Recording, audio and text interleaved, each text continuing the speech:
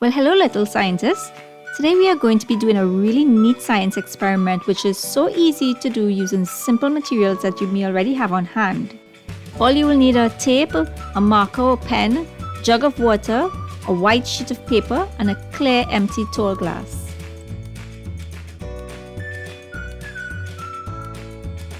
So first, using your marker or pen, draw two horizontal arrows facing the same direction on a piece of white paper.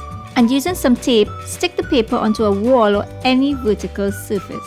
Or just call on someone to hold the piece of paper up. Now place the empty glass jar in front of the arrows. Look through the glass and make your observations. How do the arrows appear? Now slowly pour water into the empty glass container until it passes the lower arrow. What happens to the arrow?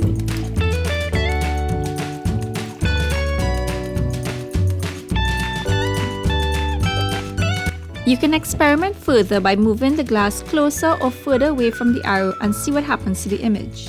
Wow! And no, you aren't going crazy and you haven't found yourself with Alice in Wonderland staring at an arrow pointing in the opposite direction.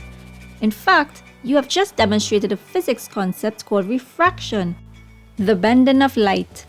The science behind it.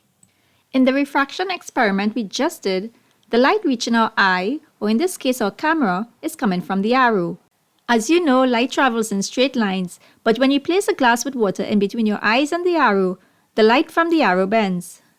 The light travels from the arrow, through the air, through the glass, through the water, through the glass again, and then through the air again before reaching our eyes. Once we add the water to the glass, the whole glass behaves like a convex lens, like the type found in a magnifying glass. The lens or the glass actually refracts the light twice, once on entry and once on exit.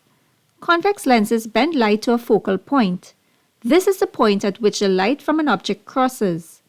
Therefore, the object, or in this case the arrow, appears flipped. So that's it for now. Please feel free to check out my full video on refraction and other cool refraction experiments. Until the next video, bye for now and thanks for watching.